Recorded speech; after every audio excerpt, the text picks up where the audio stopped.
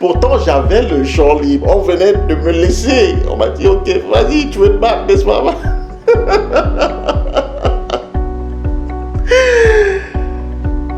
En matière de prise de parole en public, il y a un homme.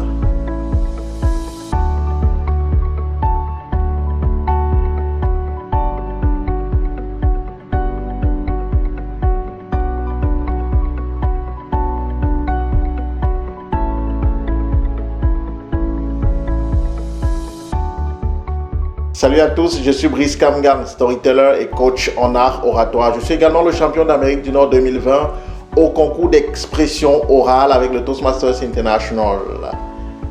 À quoi ressemblerait ta vie si tu étais plus persuasif, plus influent et plus charismatique?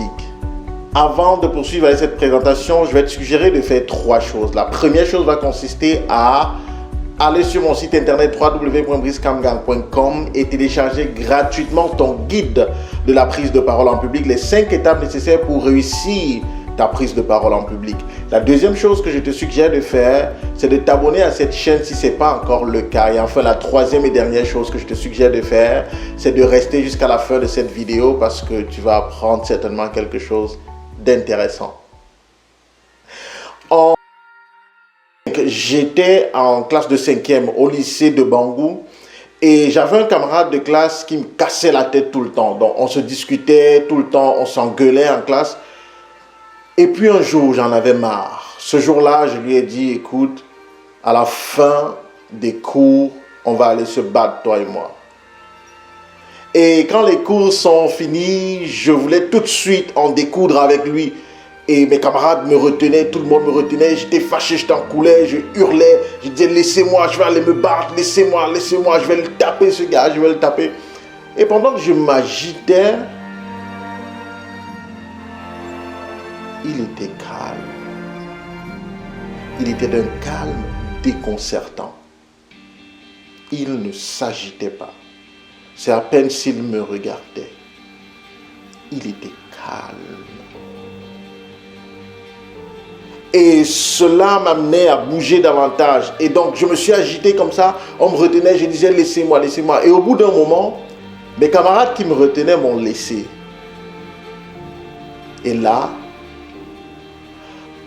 avant de continuer, permettez-moi de vous faire un petit rappel. Nous avons créé un programme spécial pour les femmes leaders, coachs, entrepreneurs, leaders d'entreprise, chefs d'entreprise, conférencières, afin de vous aider, chères femmes, à développer votre capacité persuasive, à augmenter votre niveau d'influence et surtout à manifester votre charisme naturel grâce à la méthode Audrey, parce que chaque histoire vient raconter vos diamants. Si vous aussi vous voulez goûter aux délices de ce programme, alors contactez-nous à l'adresse kajibris@gmail.com et nous ferons le plaisir de vous répondre, de vous recontacter afin de caler avec vous un entretien qui nous permettra de déterminer votre niveau et aussi d'embarquer avec vous dans ce nouveau voyage transformationnel. On a aussi reçu des gens qui nous ont écrit, qui sont des hommes et qui nous disaient « Mais coach, vous semblez former seulement les femmes. » Non, on ne forme pas seulement les femmes, on forme aussi les hommes. Sauf qu'on a une offre qui est spécifique aux femmes, bien taillée sur mesure. Donc si vous êtes un homme également, n'hésitez pas à nous contacter si vous voulez augmenter votre niveau d'influence. Pour revenir à mon histoire, donc à ce moment précis, lorsque on m'a laissé et que là, je me suis rendu compte qu'effectivement, j'étais libre, que je pouvais aller en découdre avec ce camarade de classe-là, j'ai juste cherché mon sac, j'ai rassuré que mon sac était bien là, j'ai pris mon sac, j'ai mis sur mon dos, j'ai bien serré, je me suis tourné et je suis rentré chez moi.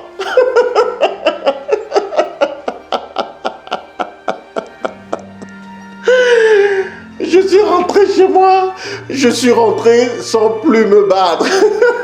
Pourtant, j'avais le champ libre. On venait de me laisser. On m'a dit, ok, vas-y, tu veux te battre, n'est-ce pas?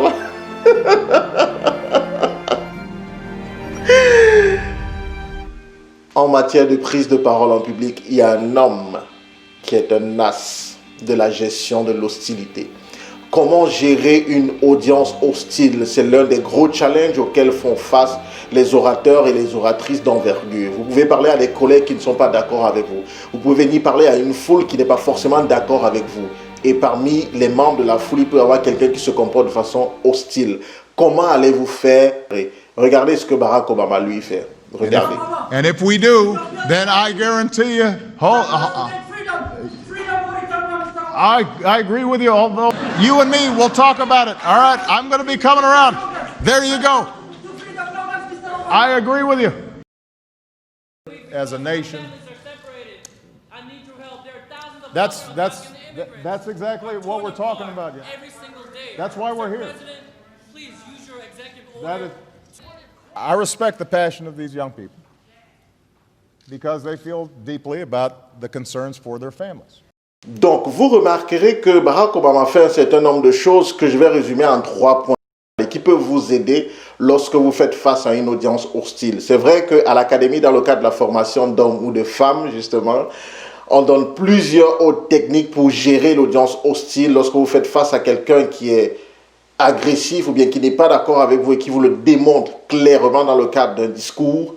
Voici comment faire selon Barack Obama. La première chose à faire, c'est de rester calme. A priori, il faut pouvoir rester calme.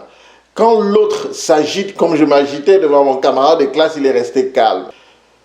Donc, restez calme, laissez parler la personne ou les personnes hostiles à votre discours, sans aller à l'affront. Deuxième chose, c'est que lorsque vous devriez parler maintenant, quand vient le moment de parler, acquiescez, validez, acceptez. Regardez par exemple Barack Obama, regardez une fois de plus. Il valide, il accepte, il dit ok, nous sommes là. Vous voyez, il accepte, il valide tout ça. La troisième chose que Barack Obama fait, c'est qu'il explique. Il faut pouvoir expliquer aux autres que vous êtes du même côté qu'eux, qu'ils doivent vous faire confiance. Mais cela ne vient pas tout de suite. C'est pour cela qu'il faut prendre la peine, non seulement, 1, d'être calme, 2, de valider ce que ces personnes sont en train de dire. Même si elles disent d'abord des conneries, il faut d'abord valider pour leur montrer que vous n'allez pas en opposition, en affront. Et troisième chose, expliquez-leur pourquoi elles devraient vous faire confiance, pourquoi vous êtes du même côté. Regardez quand Barack Obama le fait, finalement, tout le monde applaudit, tout le monde est content. Donc, ce sont là les 3 étapes que vous pouvez observer lorsque vous faites face à l'adversité oratoire. Dans le cadre peut-être de votre emploi, d'une association ou même d'un parti politique, il faut pouvoir gérer les choses ainsi. Ça n'est jamais facile. On a tendance à s'emporter. Si vous restez calme, vous gagnez le match. Merci d'avoir écouté cette vidéo jusqu'à la fin. Si vous avez des commentaires, laissez-les. S'il y a des bons points, mettez en commentaire. S'il y a des points que vous pensez qu'on peut améliorer, mettez-les en commentaire. Ça nous permettra de progresser en corrigeant nos erreurs et nos limites. Enfin, partagez cette vidéo afin d'aider quelqu'un quelque part. Si tu crois que tout est terminé, merci. Écoute ça.